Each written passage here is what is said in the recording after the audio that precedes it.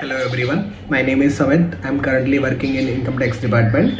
Today I'll be sharing information about traveling bills with you all. Without much ado, let's quickly dive into the video. Travelling allowance. जब आपका department आपको किसी official work के लिए किसी city में भेजता है तो वहां पे जो आपका फूड का और ट्रांसपोर्ट का आपका जो ट्रैवल कॉस्ट रहता है उसको कंपनसेट करने के लिए गवर्नमेंट आपको कुछ अलाउंस देती है। उसको हम ट्रैवलिंग अलाउंस बोलते हैं। Travelling allowance mainly three types का हो सकता है। या तो आप ऑफिस की तरफ से किसी ऑफिशियल वर्क पे ही जा रहे हैं। दूसरा, आप ऑफिस की तरफ से किसी स्पोर्ट्स टूर्नामेंट में पार्टिसिपेट करने के लिए जा रहे हैं। तीसरा, रिटायरमेंट के बाद या फिर आपका कहीं पे किसी सिटी टू सिटी आपका ट्रांसफर हो रहा है तो जो इसमें डॉक्यूमेंट रहते हैं हमारे वो कुछ ऐसे हैं। फर्स्ट आपका रहेगा सेल्फ फॉरवर्डिंग रहेगा।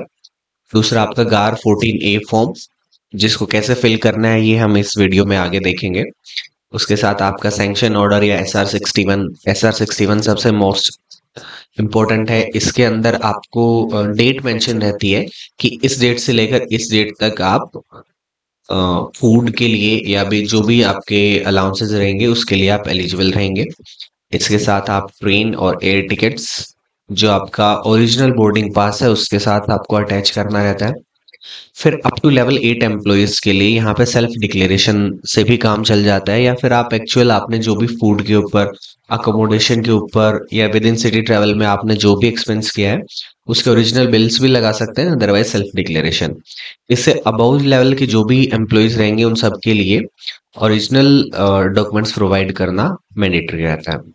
उसके साथ आप लेटेस्ट सैलरी स्लिप और आपका मैंडेट फॉर्म, और जो ऑफिशियल टूर रहता है या फिर जो स्पोर्ट्स टूर रहता है उन सबको हम with in 60 days of end of the journey हमें क्लेम सबमिट करना रहता है DDO के अंदर, अदरवाइज आपका क्लेम रिजेक्ट हो जाता है।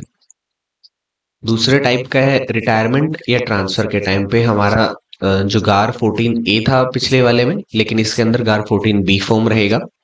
इसके साथ आप लगेज आपका जो ट्रांसफर रहता है उसका ओरिजिनल बिल लगता है GST नंबर के साथ। और अगर आपका बिल 5000 से ज्यादा का है तो उसके ऊपर रेवेन्यू स्टैंप भी लगाना जरूरी है। और सेम इसमें आपका भी ट्रेन टिकट्स या फ्लाइट टिकट्स रहेगा और बोर्डिंग पास ओरिजिनल रहेगा। इसके साथ आप फैमिली को भी ट्रैवल कर रहे हैं साथ में तो उनका भी आपको बोर्डिंग पास सब लगाना जरूरी है।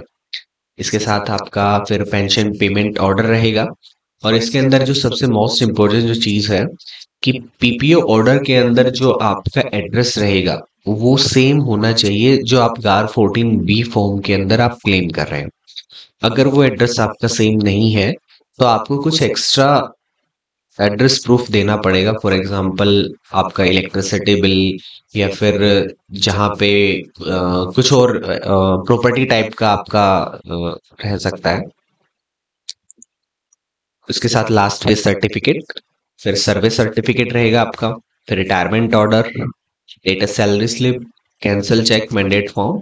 और ये क्लेम आपका with in 6 month of retirement आपको आपको क्लेम करना ही चाहिए ये, अदरवाइज आपका फिर रिजेक्ट हो जाएगा ये।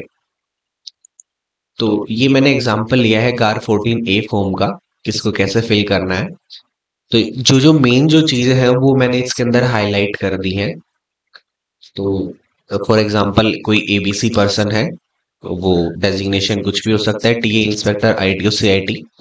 यहाँ पे वाले सेक्शन में हम बेसिक प्लस अलाउंसेस लिखेंगे। उसके साथ हेडक्वार्टर्स आपका मुंबई, दिल्ली या जो भी रीजन हो सकता है। डेट एंड टाइम, अब यहाँ पे डेट एंड टाइम दोनों लिखना बहुत जरूरी है, क्योंकि इसी के टाइम के अकॉर्डिंग ही आपका फूड का कैलकुलेशन होने वाला है। तो अब आप अपने घर से या अपने ऑफिस से दोनों से जर्नी स्टार्ट कर सकते हैं। अगर घर से कर रहे हैं तो प्लीज आपको फुल एड्रेस लिखना है विद पिन कोड, अदरवाइज फिर ये डिस्टेंस कैसे आपका चेक किया जाएगा कि कितना हुआ है। उसके बाद फिर आप किस टाइम तक मुंबई एयरपोर्ट पहुंचे हैं वो लिखना है यहाँ पे। मोड ऑफ ट्रैवल आपका टैक्सी या ऑटो जो भी रह सकता है।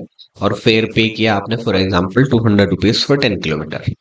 उसके बाद फिर आप मुंबई एयरपोर्ट से सेम तारीख को 9 बजे और आप फिर दिल्ली एयरपोर्ट के लिए निकले। और फिर मोड ऑफ ट्रैवल आपका रहेगा एयर इकॉनमी। फॉर एग्जाम्पल आपने फेयर पे किया 5000 रुपीज।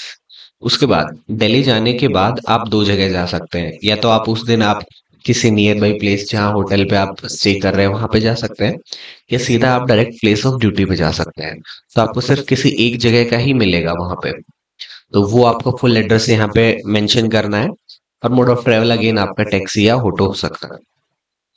अब SR61 में मेंशन था कि आप 1 जनवरी से लेकर 3 जनवरी तक आप टूर पे रहेंगे। तो ये तो आपका 1 जनवरी का, ये तो आपका हो गया जाने का। अब वापस रिटर्न आने का जर्नी आपको कैसे फिल करना है। फॉर एग्जाम्पल 3 तारीख को ही आप सुबह 8 बजे निकलते हैं होटल या प्लेस ऑफ ड्यूटी जो भी रहता है, और फिर दिल्ली एयरपोर्ट के लिए। Mode of travel again taxi auto. उसके बाद दिल्ली एयरपोर्ट से फिर मुंबई एयरपोर्ट, और मुंबई एयरपोर्ट से फिर वापस आप अपने घर पे या डायरेक्ट ऑफिस के अंदर जा रहे हैं। तो ऐसे आपको 2 पार्ट्स के अंदर आपका पूरा जर्नी को डिवाइड करना है। उसके बाद फिर 6 नंबर पे मोड ऑफ जर्नी। यहाँ पे अगर आपके ऑफिस ने आपको वाउचर अगर प्रोवाइड किया है, टिकट्स अरेंज हुए हैं, तो आपको यस या नो अकॉर्डिंगली आपको ऑप्ट करना है।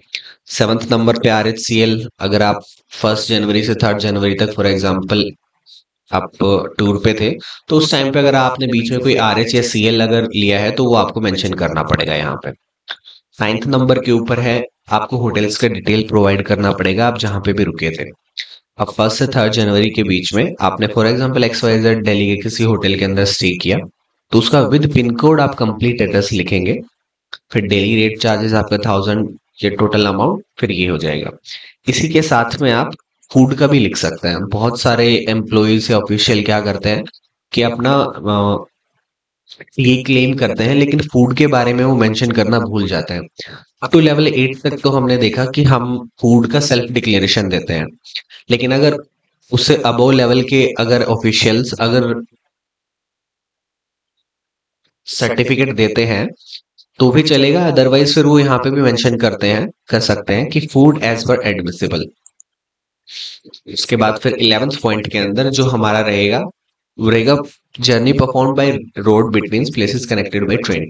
अब इसी एग्जांपल में हम देखते हैं कि आप मुंबई से दिल्ली गए, लेकिन दिल्ली जाने के बाद आपने 2 जनवरी को वापस अपने होटल से और प्लेस ऑफ ड्यूटी पे ट्रेवल किया, और आपने 500 पे किया, और फिर आप वापस आइए। टू एंड फ्रो जर्नी हो सकता है आपका, तो आप दोनों यहाँ पे मेंशन कर देंगे कि आपने कितना किलोमीटर किया, वो भी मेंशन कर दें यहाँ पे, और आपने कितना फेयर पे किया।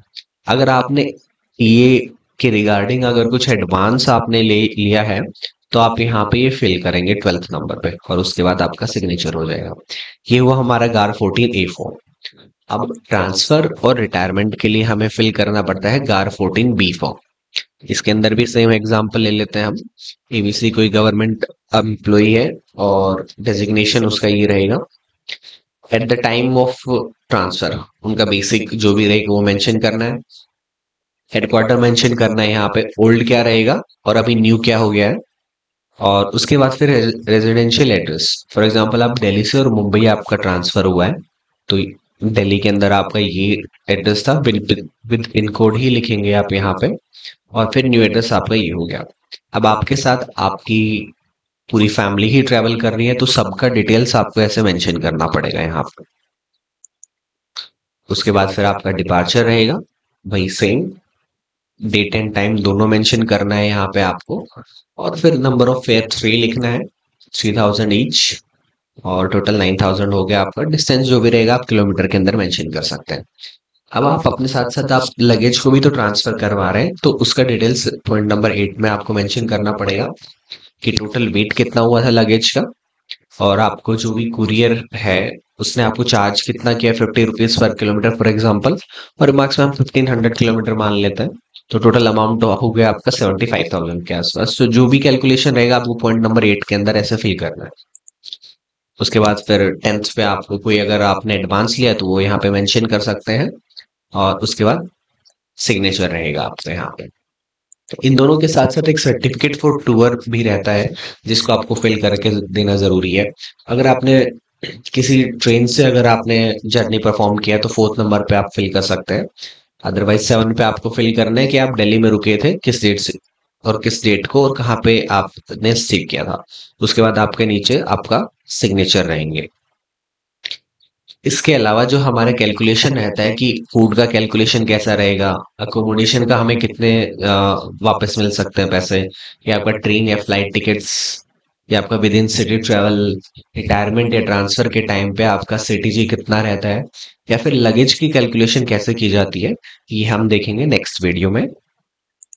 Thank you so much.